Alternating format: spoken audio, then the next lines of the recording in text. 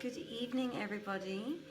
I am in a very different location today. I am in Salzburg, so things are going to be a little bit different at the beginning. You're just going to have to watch me while I invite people in to watch the reading.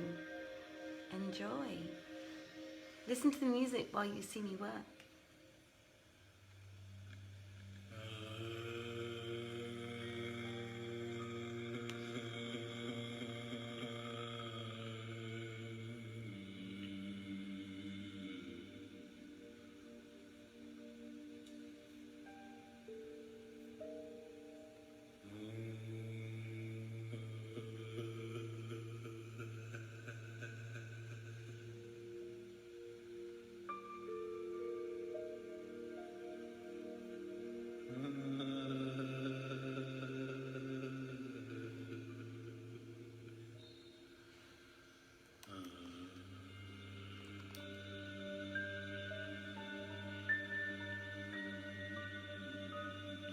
Hello, hi everybody, hi Jihad.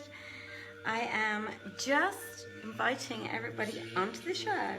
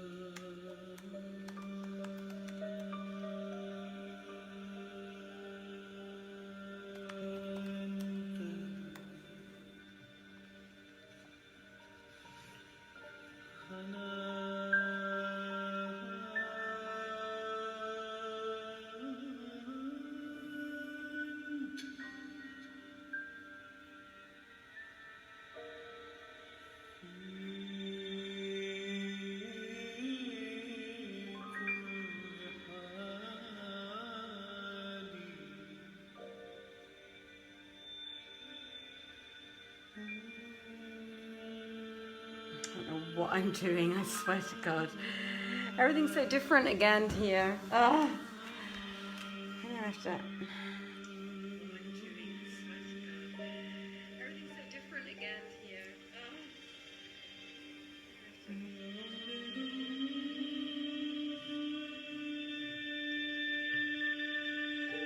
What the fuck? Seriously?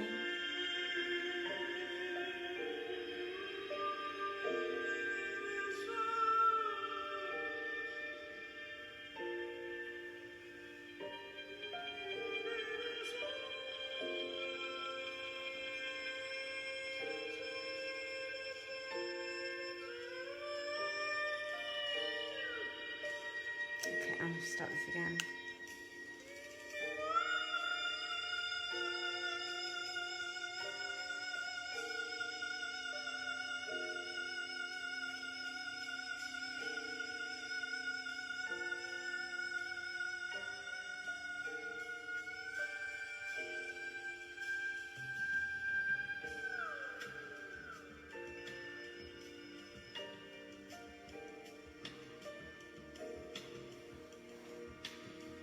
Good evening, everybody. Just give me a moment. I'm in Salzburg actually this evening, just for the night. And I'm trying to invite everybody on board. Normally I do this behind the scenes, but it's a little bit more difficult here, so just give me a moment. Ah, goodness, it's so confusing.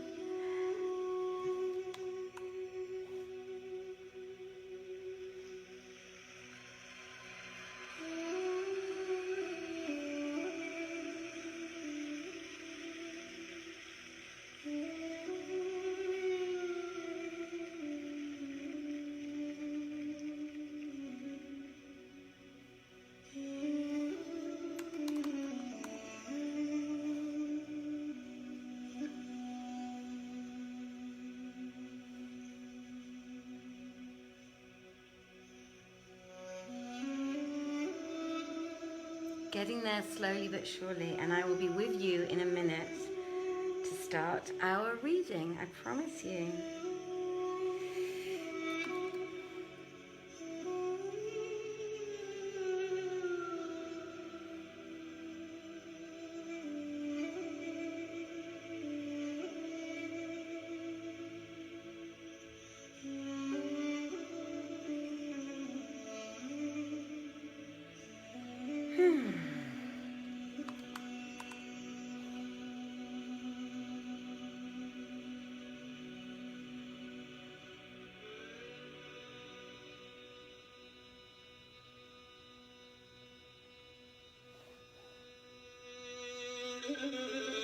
music is beautiful, isn't it?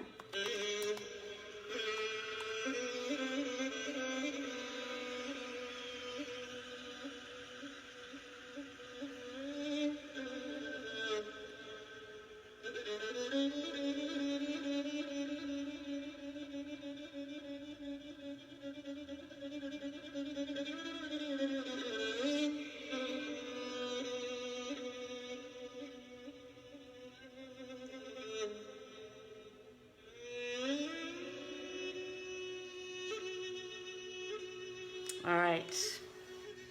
Time have we got? Oh yes, I think we better just get started.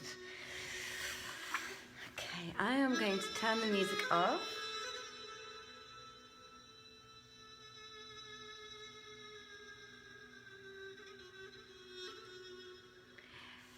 Jihad, it's a little bit of a sad story today, I have to say. So the music is beautiful and sad, as you say, and unfortunately, the story is a little bit tragic today as well. I can't claim it to be a happy story today, unfortunately. So I actually even almost considered not reading this story and jumping straight to the next one. But they always follow on from each other, so it was very difficult to say no to this story. So there we go. Good evening, everybody. It's so lovely to have you join me this evening. My name is Joanna. For those of you who don't know, my name is Joanna Godwin Seidl. I run Vienna Theatre Project. I am a director, producer and actor. And at the beginning of the lockdown, we decided, Saman, Gerard and I decided that we were going to read 1001 Arabian Nights. And we are now on the 51st night. So welcome everybody. And I can't say well, we'll see. The 51st night, of 1001 Arabian Nights. And this time, not from Vienna, but from Salzburg, just for one night. I'm back in Vienna tomorrow. So my son is ransacking my house this evening, actually, with lots of friends, alone in Vienna. So let's hope when I get back to my house tomorrow, it'll be in good nick. So, ladies and gentlemen, from me to you, 1001 Arabian Nights. Now, when it was the 51st night, Shahrazad said, "It hath reached me, O auspicious king, that Shah Khan bade Princess Abrizar and her damsels doff the garb that was on them, and don the garments of daughters of Greece. And thus did they. Then he dispatched a company of his companions to Baghdad to acquaint his father, Omar bin al-Nu'man, with his arrival, and report that he was accompanied by Princess Abrizar, daughter of King Hadu, Lord of Gracialand. They halted forthright in the place they had reached, and Shah Khan also halted, and also nighted there. And when Almighty Allah made morning dawn, Shah Khan and his company, and Abrizar and her company, took horse and fared on towards the city. When lo, on the way they were met by the Wazir Dandan, who had come out amongst 1,000 horse to honour Abrizar and Shah Khan by a special commandment of King Omar. When the two drew near, they turned towards them and kissed ground before them. Then they mounted again and escorted them into the city and went up with them to the palace. Shah Khan walked in to his father, who rose and embraced him and questioned him of his case.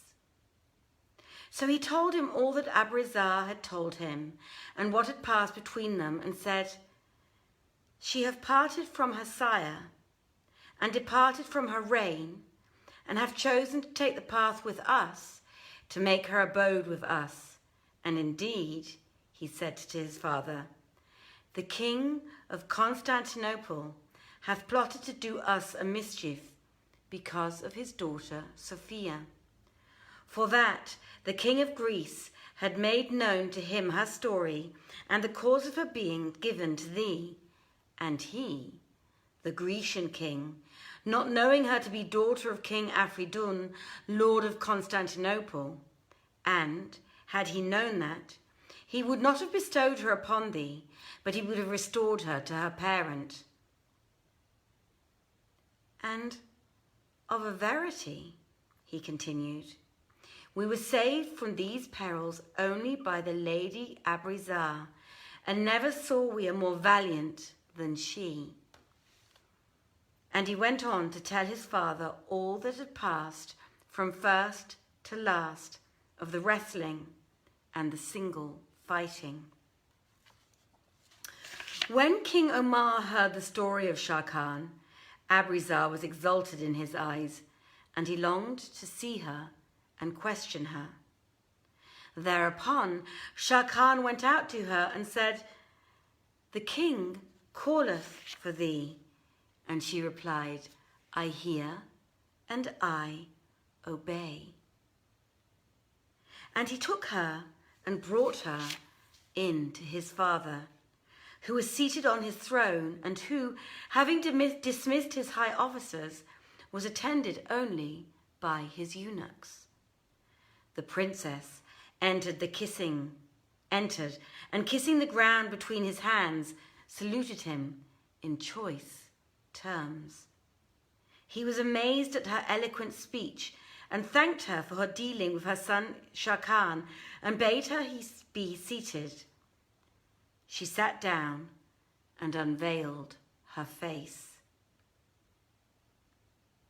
And when the king saw her beauty, his reason fled his head, and he made her draw near and showed her favour, appointing her an especial palace for herself and her damsels, and assigning them solder and allowances. Then began he to ask her of the 3 jewels aforesaid, and she answered, here be they with me, O king of the age. And so saying, she arose, and going to her lodging, unpacked her baggage, and from it brought out a box, and from the box a casket of gold. She opened the casket, and taking out those 3 jewels, kissed them, and gave them to the king. Then she went away, bearing his heart with her. After her going, the king sent for his son Shah Khan, and gave him 1 jewel of the 3. And when he inquired of the other 2, replied, O my son, I mean to give 1 to thy brother, Zau al-Makan, and the other to thy sister, Nuzat al-Zaman. But when Shah Khan heard that he had a brother, for to that time he knew only of his sister, he turned to his sire and said to him, O king, hast thou a son other than myself? He answered, yes, and he is now 6 years old, adding that his name was Zau al-Makan, and that he and Nazut were twins born at a birth.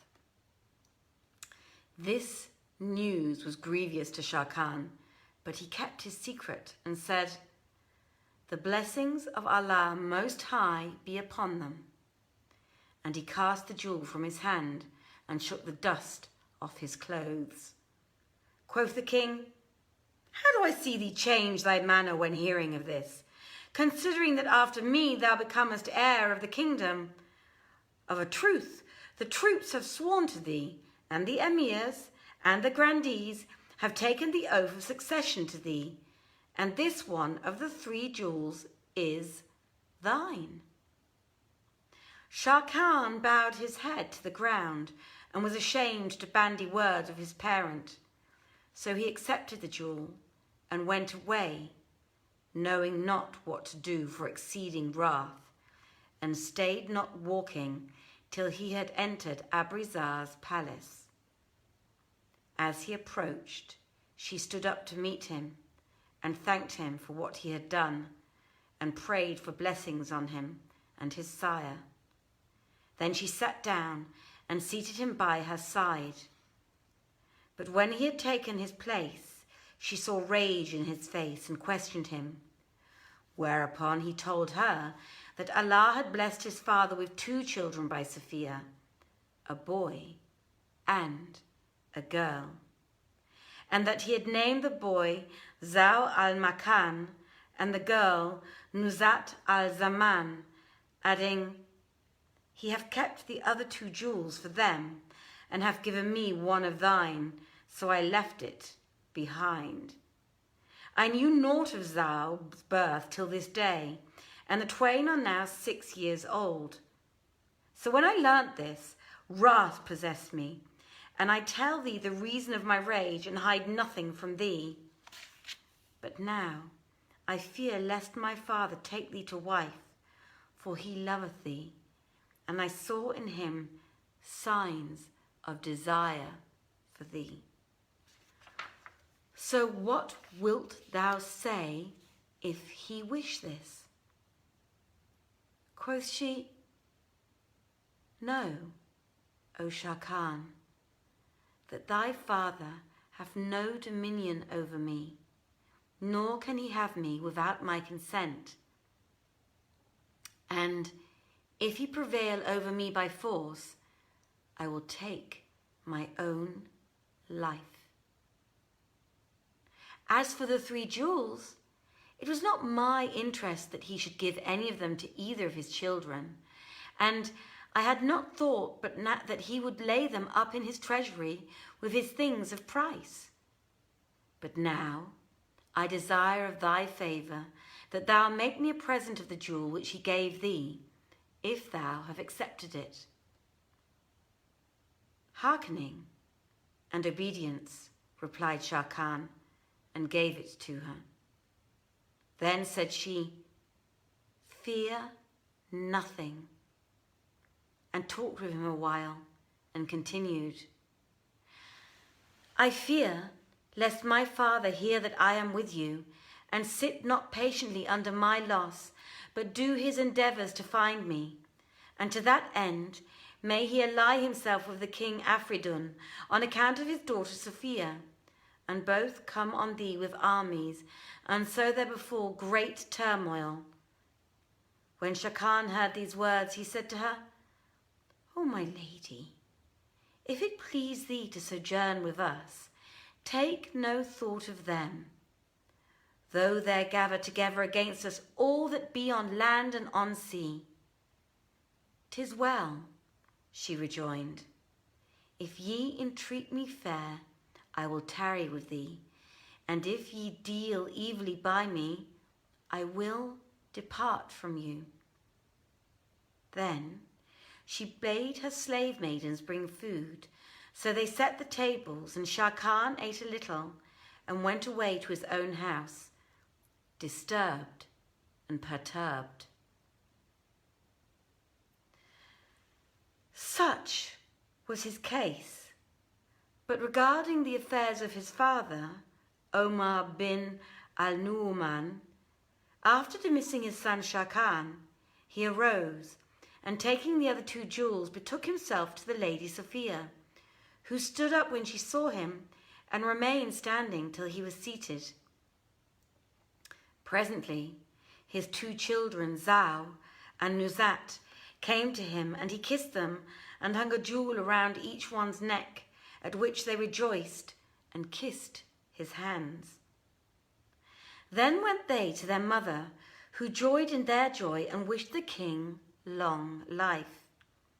So he asked her, "Why hast thou not informed me all this time that thou art the daughter of King Afridun, Lord of Constantinople, that I might have honoured thee still more, and enlarged thee in dignity, and raised thy rank?" "O king," answered Sophia, "and what could I desire greater or higher than this my standing with thee. Overwhelmed as I am with thy favours and thy benefits, and furthermore, Allah hath blessed me with 2 children by thee, a son and a daughter. Her reply pleased the king, and after leaving her, he set apart for her and her children a wondrous, fine palace. Moreover, he appointed to them eunuchs and attendants, and doctors of law, and doctors of philosophy, and astrologers, and physicians, and surgeons to do them service. And in every way he redoubled his favour, and entreated them with the best of treatment. And presently he returned to the palace of his dominion, and to his court, where he distributed justice among the lieges. So far concerning him and Sophia and her children. But in the matter of Abrizar, the king was greatly occupied with love of her, and burnt with desire of her. Night and day, and every night he would go into her and converse with her and pay his court to her. But she gave him no answer, only saying, O king of the age, I have no desire for men at this present. When he saw her withdraw from him, his passion waxed hotter, and his longing and pining increased, until, when weary of this, he summoned his wazir Dandan, and opening his very heart to him, told him of his love for Princess Abrizar, daughter of Hardub, and informed him how she refused to yield to his wishes, and how desire for her was doing him in to die, for that he would get no grace of her.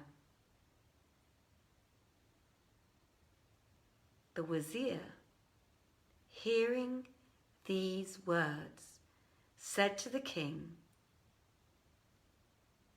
As soon as it is dark, take thou a piece of bang, the measure of a miskel, about an ounce, and go into her and drink somewhat of wine with her.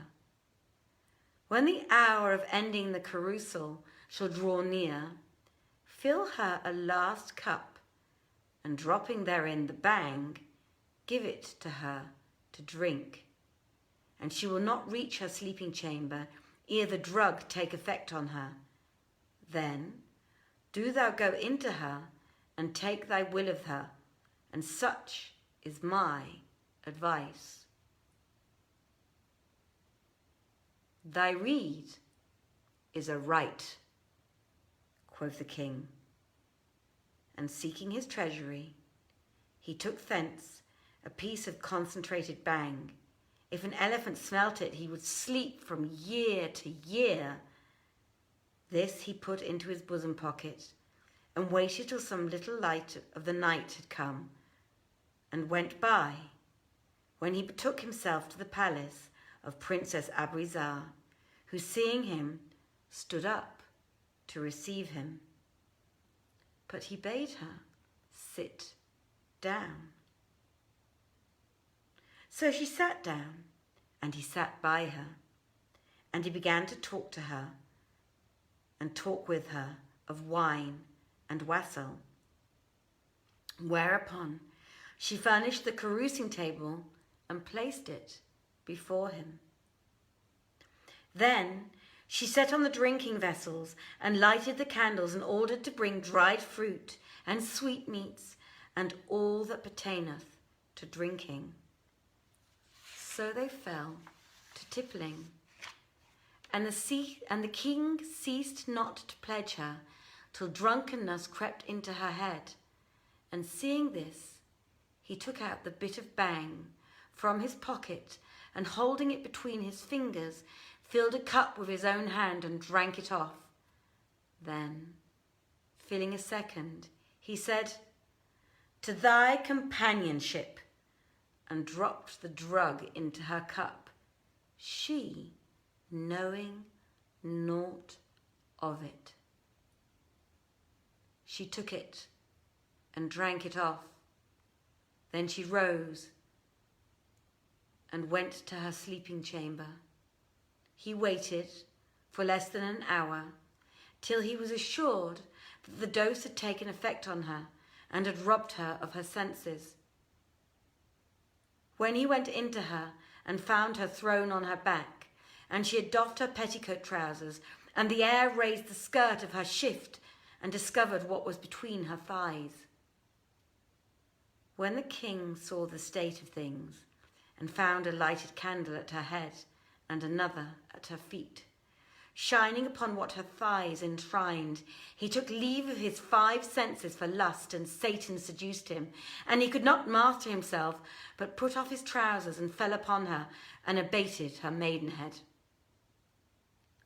Then he rose off her, and went to one of her women, by name of Marjana, and said, "Go into thy lady and speak with her."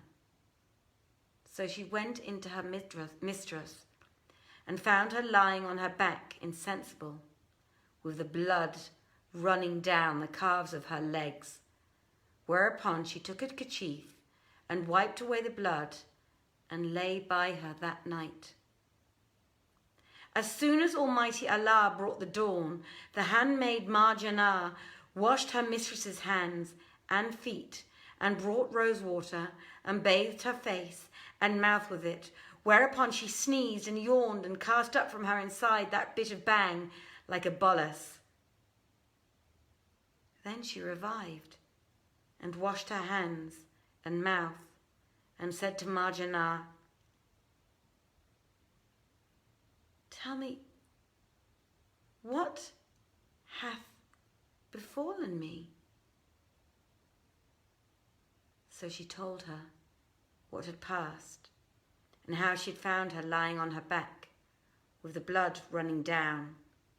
Wherefore she knew that King Omar bin al-Nu'man had lain with her, and had undone her, and taken his will of her. At this she grieved with exceeding grief, and retired into privacy, saying to her damsels, "Deny me to whoso would come into me, and say to him that I am ill, till I see what Allah will do with me." Presently the news of her sickness came to the king. So he sent her sherbets and sugar electuaries. Some months she thus passed in solitude, during which time the king's flame cooled, and his desire for her was quenched, so that he abstained from her. Now she had conceived by him, and when the months of the child breeding had gone by, her pregnancy appeared, and her belly swelled, and the world was straitened upon her. So she said to her handmaid Marjana, "Know that this is not the folk who have wronged me, but I who sinned against my own self, in that I left my father and mother and country. Indeed, I abhor life, for my spirit is broken, and neither courage nor strength is left me. I used, when I mounted my steed, to have the mastery of him, but now I am unable to ride. If I be brought to bed among them, I shall be dishonoured before my handwomen, and everyone in the palace will know that he hath taken my maidenhead in the way of shame. And if I return to my father, with what face shall I meet him, or with what face shall I have recourse to him?" How well, quoth the poet, "Say, what shall solace one who hath nor home, nor stable stead, nor cup companion, nor a cup, nor place to house his head?" Marjana answered her, "It is thine to command, and I will obey." And Abrizar said, "I desire at once to leave this place secretly, so that none shall know of me but thou, and return to my father and my mother. For when flesh stinketh, there is naught for it but its own folk, and Allah shall do with me e'en as he will." "O princess," Marjana replied, "what thou wouldest do is well." Then she made matters ready and kept her secret, and waited some days till the king went out to chase and haunt, and his son Shah Khan betook himself to certain of the fortresses to sojourn there a while. Then said she to Marjana, "I wish to set out this night, but how shall I do against my destiny? For already I feel the pangs of labour and childbirth, and if I abide other 4 or 5 days, I shall be brought to bed here, and I shall be unable to travel to my country. But this is what was written on my forehead." Then she considered a while, and said to Marjana, "Look us out a man who will go with us and serve us by the way, for I have no strength to bear arms." "By Allah, O my lady," replied Marjana, "I know none but a slave called Al-Ghazban, who is one of the slaves of King Omar. He is a valiant wight, and he keepeth guard at our palace gate. The king appointed him to attend us, and indeed we have overwhelmed him with our favours. So look ye, and I will go out and speak with him of this matter, and promise him some monies, and tell him that if he have a mind to tarry with us, I will marry him to whom he will. He told me before today that he had been a highwayman, so if he consent to us, we shall win our wish and reach to our own land." She rejoined, "Call him, that I may talk to him." Whereupon Marjana fared forth and said to the slave, "O Ghazban, Allah prosper thee. So thou fall in with my lady saith to thee." Then she took him by the hand and brought him to the princess, whose hands he kissed. But as she beheld him, her heart took fright at him. "However," she said to herself, "of a truth, need giveth the law." And she approached to speak with him, yet her heart started away from him. Presently she said, "O Ghazban, say me, wilt thou help me against the perfidies of fortune, and conceal my secret if I discover it to thee?" When the slave saw her, his heart was taken by a storm, and he fell in love with her forthright, and could not but reply, "O my mistress, whatsoever thou biddest me do, I will not depart therefrom."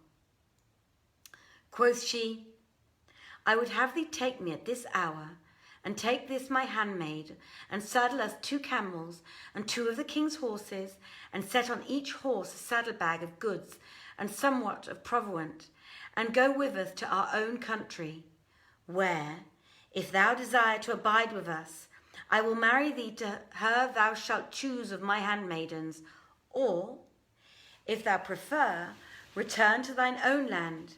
We will marry thee, and give thee whatso thou desirest, after thou hast taken of money what shall satisfy thee."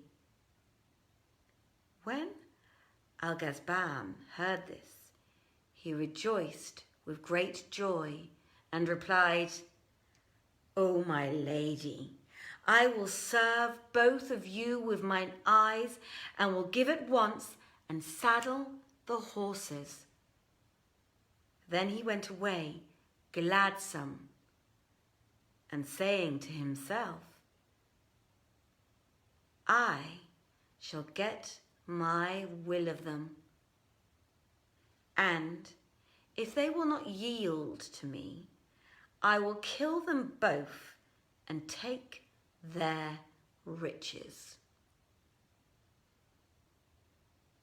But he kept this, his intent, to himself, and presently returned with 2 camels and 3 head of horses, one of which he rode.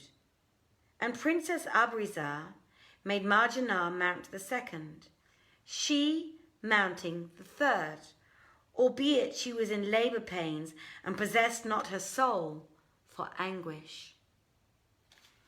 And the slave ceased not travelling with them night and day through the passes of the mountains, till there remained but a single march between them and their own country.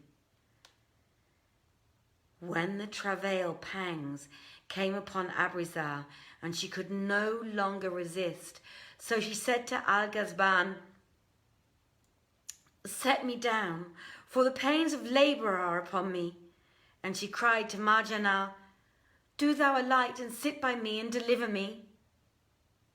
Then Marjanah dismounted from her horse, and Al-Ghazban did in like sort. And they made fast the bridles and helped the princess to dismount, for she was at swoon from exceeding anguish.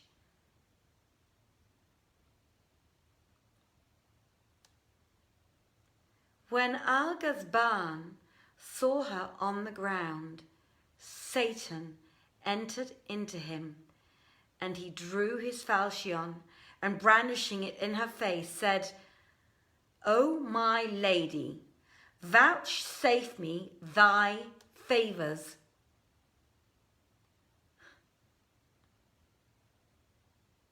Hearing these words, she turned to him and said,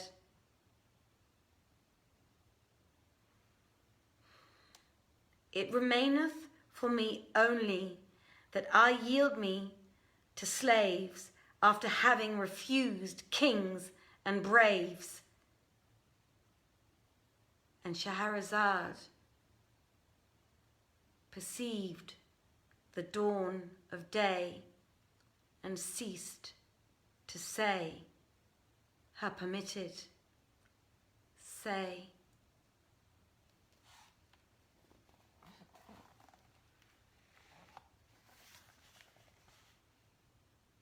Ladies and gentlemen, that was the 51st night.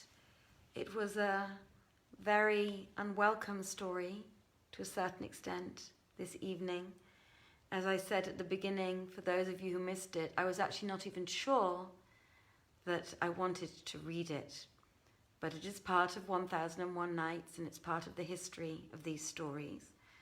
So I prevailed to read it anyway, and we will find out with Saman Girard on Tuesday at 21:45 Central European Time what happens in the next part of the story, and if all is going to fare well with our protagonist or not, who unfortunately in chapter 51 or night 51 has been having a really, really hard time.